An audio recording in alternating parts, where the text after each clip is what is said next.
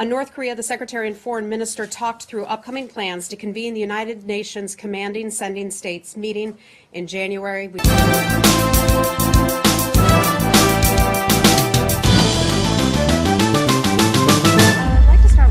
Mentioning the Secretary's trip to Ottawa, Canada today. As you know, Secretary Tillerson is in Ottawa, making his first trip to Canada as the Secretary of State.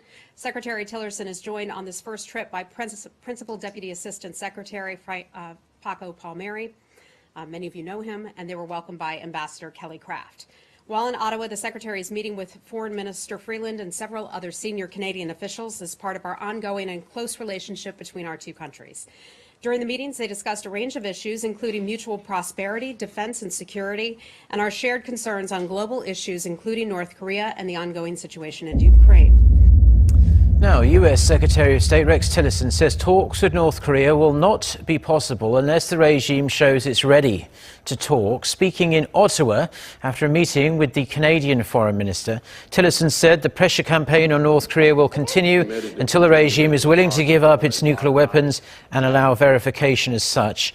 However, he also stressed that the aim of sanctions and pressure was ultimately to lead North Korea to talks. Tillerson and his Canadian counterpart also announced that the US and Canada will co-host a foreign ministers meeting in Vancouver next month to further discuss the North Korea nuclear issue. It will include countries that were involved in the Korean War, such as South Korea and the US, and other traditional sending countries such as India and Sweden. On North Korea, the Secretary and Foreign Minister talked through upcoming plans to convene the United Nations Commanding Sending States meeting in January. We still don't have the specifics nailed down, so I won't have anything additional for you on that, but as soon as I do, I will certainly bring it to you. That group will include South Korea, Japan, and other key affected countries to discuss how the global community can address North Korea's threat to international peace. Lastly, they spoke about the importance of border security and our mutual economic relationship. Oh, a lot of you do. Okay. DPRK. Okay, go right ahead. Hi, Carol. McMaster today gave an interview in which he said now is not the time for talking, and he seemed to suggest that the United States may have to forcibly denuclearize the Korean Peninsula if North Korea does not denuclearize itself. It seemed to be an implicit rejection of the diplomacy that the Secretary has been doing. I was wondering what the State Department... I heard General McMaster's interview this morning. I don't recall him saying how you just characterized it. I know our official administration policy, is we would certainly like to sit down, be in the place where we can have talks with North Korea, but we are nowhere near that point yet. Our administration policy has not changed. We continue to push for the denuclearization of the Korean Peninsula. There are many, many other nations around the world that agree with us on that front. We would like to have the opportunity to talk with North Korea when the time is right. And I want to be clear about that. The time is not right now. Hi. How are you? Good. South Korean President Moon. Can we come back to South Korea? Stick with North Korea? This is also North Korea. Okay, go ahead. Sorry.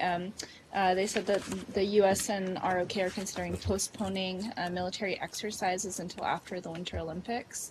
And obviously part of this reason would be North Korea. So my question is, how seriously is the U.S. considering this proposal? I think that would be a DOD issue. But I can tell you that we have joint exercises that are legal. We do them around the world. We do them with many other countries, and those are to maintain our readiness and to be able to make sure that we are ready in the event of a worst case scenario. But that's something that would just be handled by DOD. Okay. Anything else on ROK? Korea, China. Korea. Okay. Hold on. Hi, Connor. Just something else, a White House official said, Tom Bossert, the Homeland Security advisor, said that President Trump has used just about every lever you could use, short of starving the people of North Korea to death, to change their behavior. So we don't have a lot of room left to apply pressure to change their behavior.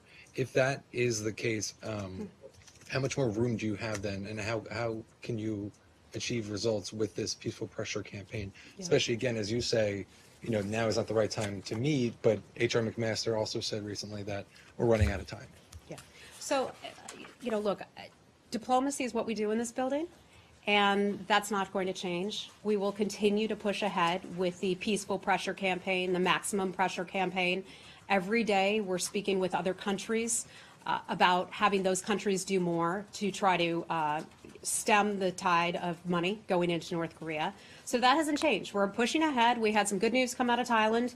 They're doing less in conjunction with North Korea than they had in the past. I'd have to look up the specific details. But my point is there are a lot of countries doing a lot to contribute to this. Last week at the United Nations, Secretary Tillerson called on countries to go beyond the scope of the UN Security Council resolutions and agreements to do their part to choke off that money supply to North Korea. So regardless of what others in the U.S. government say, we're pushing ahead with peaceful diplomacy, maximum pressure. So you think there is more? You would disagree? You think there is more? I think there is more that we can do, yeah. And that's just like we call on Russia and China every single day to do more, to put pressure on North Korea.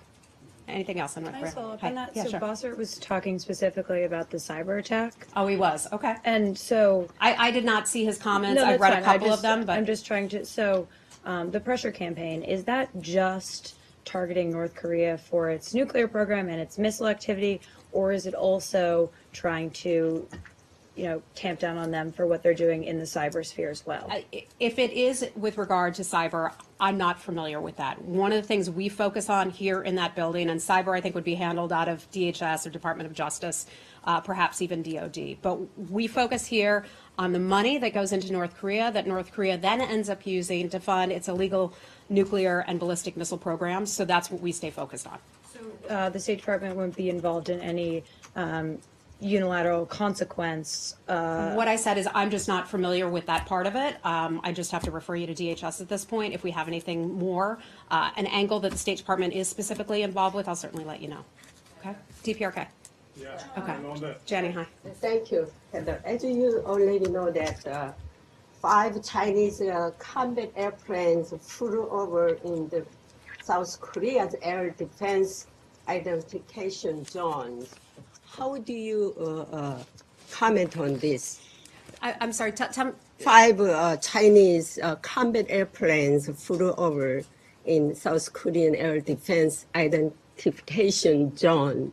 So how do you I'm comment sorry, on I just this? don't have anything for you on that. I'd refer you back to South Korea or to the government of China. Do you think this action is like threatening South Korea? and I China? don't have any specifics on that for you, would so you- I don't want to comment on it because I just don't have any specifics for you, okay? Okay.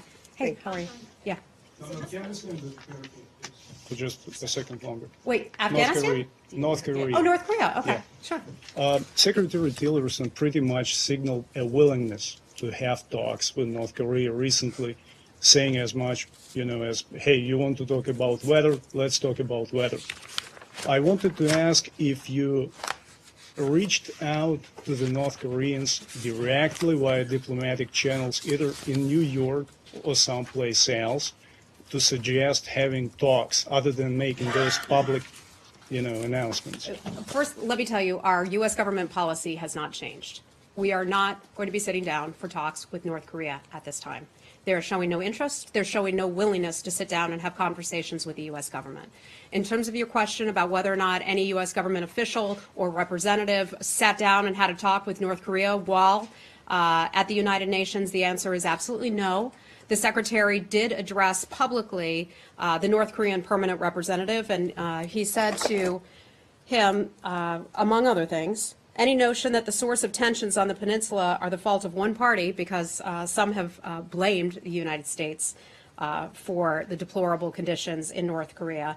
There's one party that has carried out illegal detonation of nuclear devices. There is only one party that continues to launch intercontinental ballistic missiles in violation of UN Security Council resolutions, overflying other sovereign nations, Japan, threatening civil aviation security, because these launches are undertaken with no notification. So the Secretary addressed him publicly, but the U.S. government has had no other conversations. Okay? Shall we move on to another issue? Okay. About China. Okay, all right. So just calling China and Russia the rival powers in the Start your question again, I'm sorry. I mean, my question is that just calling China and Russia the rival powers in the national strategy reports. So does it signal any policy change from the U.S. government towards the countries? About the national security strategy? Yes. I think I would just go back to the president and his team and our folks at the National Security Council outlined 4 pillars of our national security strategy. And among those are just, what we've talked about already. Taking a look at other nations and determining other nations and where we have areas of agreement and where we have areas of disagreement, and how we will, it may seem messy to some people, but we'll work together with some countries in areas where we have agreement, and we will continue to call out countries and in areas where we have a disagreement. So I think I've stated that already, and the president's comments were clear.